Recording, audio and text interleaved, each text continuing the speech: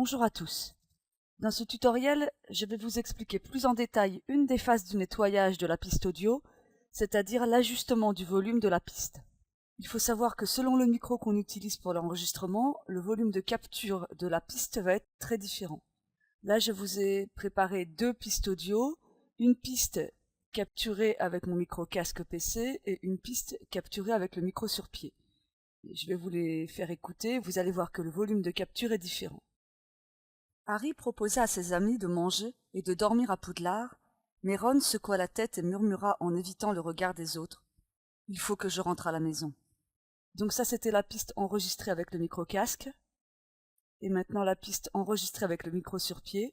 Harry proposa à ses amis de manger et de dormir à Poudlard, mais Ron secoua la tête et murmura en évitant le regard des autres. « Il faut que je rentre à la maison. » Comme vous avez pu le constater, le volume de capture du micro sur pied est plus faible. Une fois la piste enregistrée, quand on la retravaille, il faut donc ajuster ce volume pour qu'elle soit correctement audible sur tous les devices, que ce soit les smartphones, les lecteurs MP3, les PC, etc. L'opération est très simple. Il suffit de sélectionner la piste entière, donc je fais CTRL A, et dans cette petite barre de menu ici, de préciser l'augmentation du nombre de décibels voulus. Quand j'utilise mon micro sur pied, je fais une augmentation de 15 décibels. Quand je fais un enregistrement avec le micro casque, je fais une augmentation de 7 décibels. Et maintenant, si on écoute, alors évidemment ça va être fort. Harry proposa à ses amis de manger et de dormir à Poudlard. Donc ça c'était l'augmentation avec micro casque.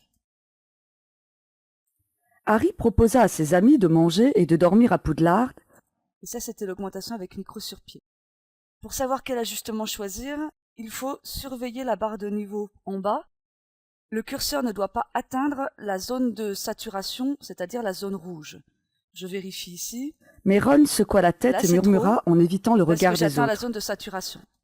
Donc, je vais réduire un petit peu. Mais Ron secoua la tête et murmura en évitant. C'est toujours trop, je continue à réduire. Et Ron secoua la tête et murmura en évitant le regard des autres. « Il faut que je rentre à la maison. » Là, c'est bien. On se rend compte qu'ici, il y a un clic parasite qu'il faudra nettoyer, mais dans une autre opération. Et pour le micro-casque, mais Ron secoua la tête et murmura en évitant le regard des autres. Mais Ron secoua la tête et murmura en évitant le regard des autres. Là, c'est bien. Une fois cet ajustement de volume fait, bien entendu, la piste est loin d'être prête. Il va falloir procéder aux autres étapes de nettoyage, ce que j'ai expliqué dans mon précédent tutoriel.